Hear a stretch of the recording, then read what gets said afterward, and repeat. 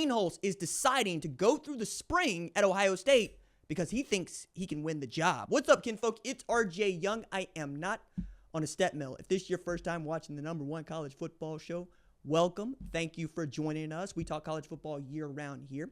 And as we're heading into spring practice and a little bit later this month, the defending national champion Ohio State Buckeyes will begin. One of the topics of conversation that I think is going to be, well, at the top of the list all the way through to August is who's going to be the starting quarterback at Ohio State.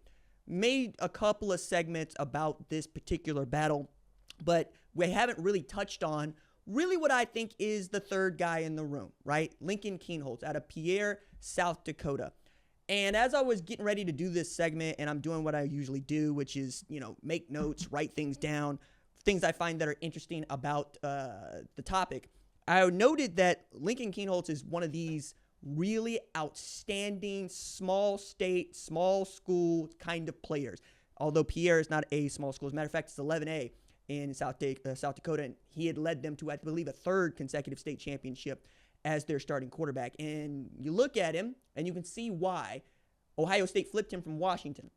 He has tremendous ability to move. He's great in the pocket with his mobility.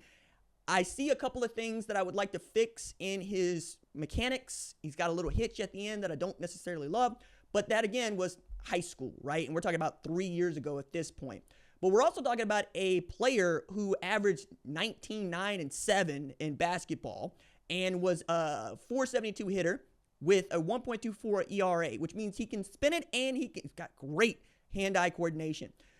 I think the thing that I was kind of shocked by was how similar Lincoln Kienholz is to Devin Brown. They have the same skill set, and I believe if Lincoln Kienholz had gone to Draper at Quarter Canyon, we would probably be talking about him as a National Gatorade Player of the Year kind of player. That said, what we have on film of him in meaningful games is not great film, okay? He needed to come in relief of Devin Brown against Missouri in the Cotton Bowl.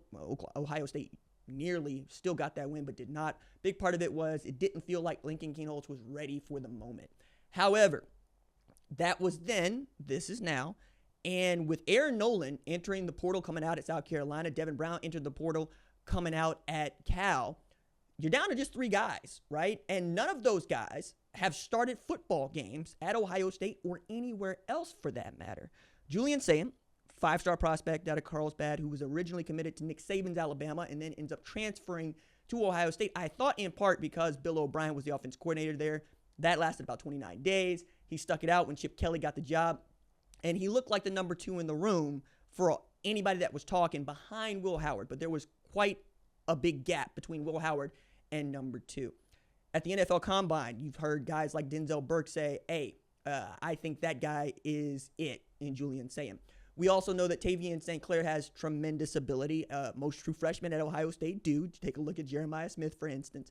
But him pushing Julian Sayin is not really the expectation. Although, if he jumps up and takes the job, it would not shock me. What's going to be interesting, I think, about this is that Ryan Day has ceded the play calling control to Brian Hartline, a wonderkin wide receivers coach and great wide receiver at Ohio State, who's now going to be calling the plays from the sheet. He's also elevated tight ends coach Keenan Bailey. He's got a new offensive line coach in Tyler Bowen. All these guys are going to figure into the calculus that is the starting quarterback. But Billy Fessler, I think, is the guy that you're going to have to lean on the most here to tell you what you have.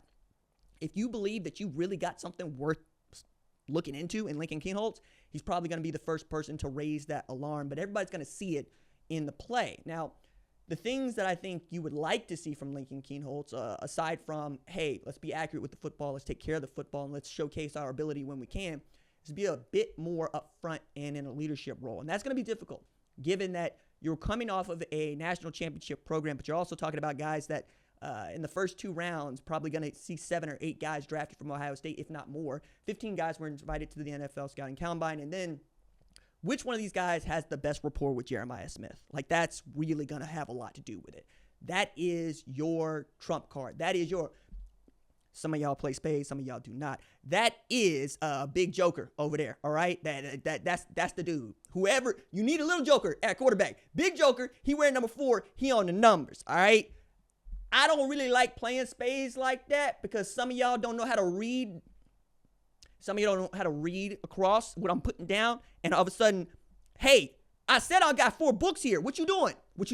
So I end up playing dominoes against everybody. You know what I'm saying? And then I end up hammering him. Big 5. What's up? I hammer him. Like, hey, here, blank 5. Give me my money. And you know what? You don't want it with me because we played dollar a point. And we played at 200. What's up? Who wants some? You know what I'm saying? Anyway, point there is who's got that kind of rapport? Who can put it down? Who doesn't have to think through the offense as they are running through the offense? Who can see it and throw it? I think the thing I would love to see from Lincoln Kienholz or Julian Sayin or even Tavian St. Clair is which one of those guys can pick apart the secondary? Because that secondary is still going to be nasty, right? You got Caleb Downs back there who's a damn pterodactyl. But they got dudes, right? Jermaine Matthews is a dude. Can you go after them? Can you put the ball where only those guys can get it? That is going to be interesting. I think for those Buckeye fans that would like to see a really robust quarterback battle, that's a double-edged sword. Because if you get a really great battle between Lincoln Kienholz, Julian Sayin, and Tavian St. Clair, that might mean the ceiling is within sight, and that's not really what you want as you're getting ready to go play Texas. And that's at the top of this for me. Which one of these quarterbacks gets you a win against Steve Sarkisian's Texas August 31st? Because they got Arch Manning as starting quarterback. Probably going to have C.J. Baxter at running back. Probably going to have Ryan Wingo at wide receiver and Pete Witkowski still calling the defense. Who gives you the best opportunity to go out there and get a win against a team that might end up being ranked number 1 to start the season, and you could ascend to that spot? Who can you depend on to go blow for blow with Dante Moore in Oregon if it comes to that, right? Which one of these guys can continue to beat up on Drew Aller if it comes to that, right? Like, that's what it is. Can you get better play out of them than anywhere else? Because the one thing you do not want to happen at Ohio State is to go into this thing not knowing what you have. Now, that said, Lincoln Kienholz could be entering the transfer portal if he doesn't feel like he's going to get the shot to be the starter come August. That remains to be seen, right? We're probably going into the last transfer portal during the spring window that we have ever seen. I think that's because, A, coaches hate dealing with the 2 windows. B, the winter window has become the real window, whereas you're trading starters, right? You're swapping starters in the winter window. You are probably overpaying for a starter or trying to get backups in the spring window. What does Lincoln Kienholz think, right? Does he want to go back up somewhere else? Or does he want to stick it out? I honestly look at him and I say, dude, you could probably go torch someone if you just went to Tulane, Tulsa, Boise State for that matter, right? You keep going down the line on the Sacramento State with Brendan Marion. There are places for him to go to show out. I don't know that Ohio State is going to be that place. But if he believes it is, far be it from me to tell him what he can and can't do. Go out there and get it, young man. He's got the ability. We know this. He's got the talent to be in that room. Now, I want to see if he's got the talent to lead that room. And that's saying a lot. There's a lot that's tied up in Julian Sayin. There's a lot that's tied up in Tavian St. Clair. And there are a lot of people that are dependent on him to be the third guy. We'll see what he thinks of that as spring football begins for them later this month. And as we get toward the spring transfer window, we will get our answer.